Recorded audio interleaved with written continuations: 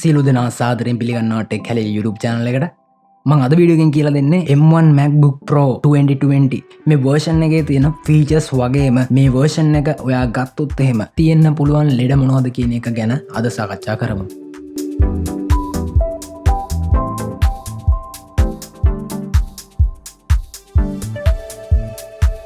ජංගම දුරකථන හා තාක්ෂණික දැනුම ඔයත් එක්ක බෙදා හදාගන්න ටෙක් හැලේ YouTube channel එක හැම වෙලේම උත්සාහ කරනවා. channel එක තාමත් subscribe කරලා නැත්නම් දැන්ම subscribe කරලා තියාගන්න. Apple Macbook Pro M1 2020 එක ගැන මට ඔයාලට හොඳ දේකුත් කියන්න තියෙනවා. ඒ වගේම තමයි නරක දේකුත් කියන්න තියෙනවා. අපි ඉස්සෙල්ලාම කතා කරමු මේ MacBook එකේ තියෙන නරක පැත්ත මොකක්ද කියන එක. used MacBook එකක් විතර 2010 ඉඳන් අද වෙනකොට 2020 ඒ අතරතුර තියෙන machine එකක් තමයි ඔයාලට ගන්න වෙන්නේ. ඔයා අලුතෙන්ම ගන්නවා නම් අලුතෙන් කඩවල වල විකුණන්න තියෙන්නේ 2017 ඉඳන් මොඩල් වලට අලුතෙන්ම ගන්නවා නම් ගන්න පුළුවන්. ඉස්සලා මම කියලා දෙන්නම් මේ MacBook M1 Pro 2020 සහ මේ හා සමානවම තියෙන MacBook කිහිපයක් තියෙනවා. මේ MacBook වල අපිට දකින්න ලැබෙන ලෙඩ මොනවද කියන එක 2015න් පස්සේ රිලීස් වෙච්ච MacBook set එකක් තියෙනවා. එතකොට 2015ට කලින් රිලීස් කරපු MacBook set එකක් තියෙනවා. මේකෙදි මේ 2015න් පස්සේ රිලීස් කරපු MacBook එකේ මෙන්න මේ වගේ ලෙඩක් එන්න පටන් ගත්තා. මේකෙදි ඔයා MacBook එක අරගෙන පාවිච්චි කරගෙන යනකොට මාස 2-3ක් විතර ගියාට පස්සේ ඩිස්ප්ලේ එක නිකම්ම ඉරි යන්න පටන් ගන්නවා. ඔයාගේ ඩිස්ප්ලේ එකේ තනිකරම vertical lines, horizontal lines.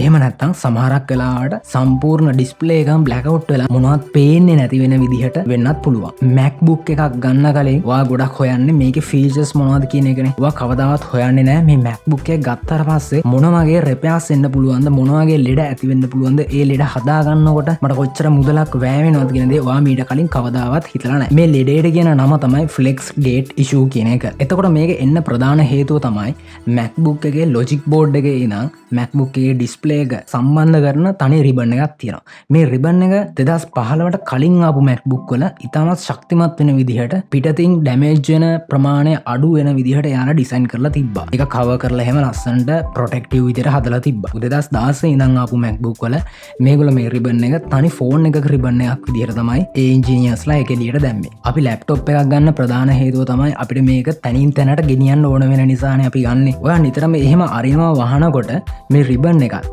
දිගෑරෙනවා ආපහු හැකිලෙනවා. මේක නිතරම වෙන්න ගත්තාම රිබන් එක ඩැමේජ් වෙන එක ඉක්මන් වෙනවා. ඉතින් ඔයා දැනටමත් 2015න් පස්සේ ආපු version එකක් පාවිච්චි කරන කෙනෙක් නම් පුළුවන් ඔයාගේ Mac එකේ lid එක open කරලා තියන්න. මේක වැහුවේ නැහැ කියලා එහෙම කිසිම ප්‍රශ්නයක් වෙන්නේ නැහැ. නමුත් ඔයා නිතරම Mac එක එහෙට මෙහෙට අරන් යනවා නම් දවසකට වැඩි ප්‍රමාණයක් මේක අරිනවා වහනවා කරන දේ කරනවා නම් උපරිම display එක අංශක 90ක ප්‍රමාණයක් විතර යනකම් open කරන්න.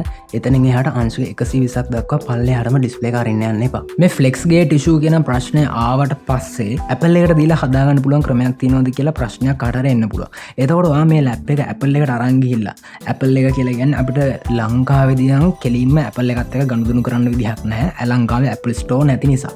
ඔයාට පුළුවන් ලංකාවේ Apple authorized resellers ලා ඉන්න Apple authorized repair centers තියෙනවා.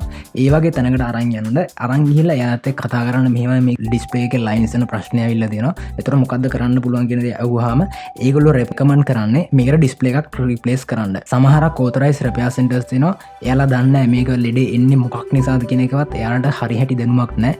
ඒක නිසා ඔයා Apple authorized center එකකට ගියාට වැඩක් නැහැ. එයාලා කෙලින්ම කියන්නේ මේකට display එක දාන්න, board එක දාන්න, ඒ වගේ දෙයක් තමයි කියන්නේ. අනික Apple parts වල ගණන් ඔයාලා කොහොමද දන්නවා මිල ඉතාමත් අධිකයි. එතකොට display එකක් replace කරනවා කියලා කියන්නේ අලුතෙන්ම උඩම ලක්ෂය එකමාරක් ඒ වගේ ලොකු මුදලක් යන්න පුළුවන්. Retina displays නිසා මිලෙන් ඉතාමත් අධිකයි. මේ ප්‍රශ්න ඔයාගේ MacBook එකට ආවොත් එහෙම කරන්න තියෙන එකම වැඩේ තමයි third party repair කරන shop එකක් හොයා ගන්න ඕනේ. Apple MacBook එයාලා release කරනකොට හැම වෙලේම Pro version එකක් හා Air version එකක් release කරනවා.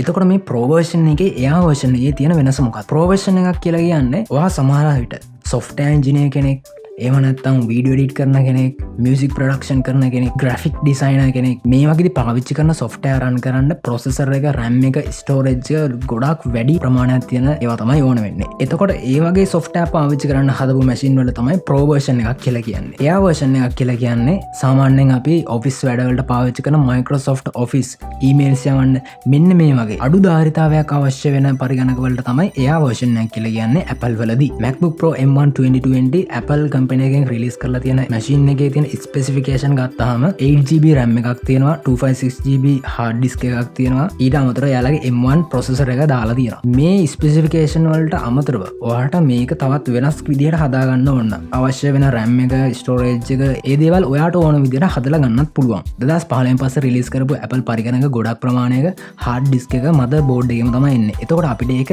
පිටතින් ගලවලා ගන්න බෑ ඒ වගේම තමයි RAM එකත් board එකේම තමයි එන්නේ එතකොට RAM එකත් අපිට අර විදිහට මාරු කරන්න බෑ මෙහෙම පරිගණකයක් පාවිච්චි කරන එකේ තියෙන ප්‍රධාන ගැටලුවක් තමයි මේ electronics component කියන ඒවා කොයි වෙලේද කැඩෙන්නේ කියන එක අපිට හරියටම කියන්න බෑ ඔයා කෝඩ් කර ඉන්න software එකක් මේ MacBook එකේ තියෙනවා ඔයා මේකේ backup එකක් කරගෙනත් නැහැ ඔයා අතින් වැරදිලා මේකට වතුර වැටලා මේක සම්පූර්ණයෙන් damage වෙලා යනවා එතකොට මේ MacBook එක පාවිච්චි කරනකොට ඔයාට අවශ්‍ය වෙන දේ තමයි ඔයාට මේකේ තියෙන files එළියට ගන්න ක්‍රමයක් නැති වෙන එක මොකද මේකේ hard disk එක motherboard එකටම set කරලා ඇවිල්ලා තියෙන නිසා M1 MacBook එකේ තියෙන තවත් විශේෂ වාසියක් තමයි ඔයාගේ ෆිංගර් ප්‍රින්ට් එකෙන් මේ MacBook එක අන්ලොක් කරන්න පුළුවන් වෙන වාසිය හම්බ වෙනවා. ඊට අමතරව තව ටච් බාර් එකකුත් දීලා තියෙනවා. මේ ටච් බාර් එකෙන් අපිට කරගන්න පුළුවන් දේවල් තමයි සාමාන්‍යව Mac එක on කරපු ගමන් ඔයාගේ brightness වැඩි කරගන්න ඕනි කියලා කියන්නකො. ටච් බාර් එකෙන් අපිට පෙන්වන බටන් එකක් හරහා ගිහිල්ලා brightness අපිට පහසුවෙන් අඩු වැඩි කරගන්න පුළුවන්.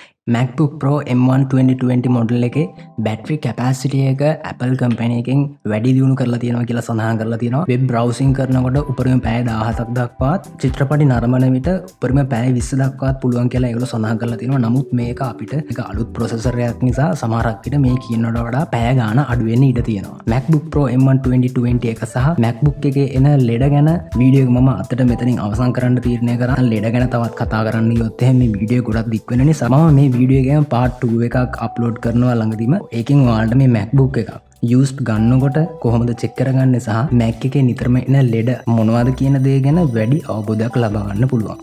ටෙක් YouTube channel එකෙන් හැමදාමත් ඔයාලට වැදගත් දෙයක් තමයි දෙන්නේ. තාමත් channel එක subscribe කරලා නැත්නම් දැම්ම subscribe කරන්න. අලුත් වීඩියෝ එකකින් හම්බ වෙනකන් සියලු දෙනාට ජය වේවා.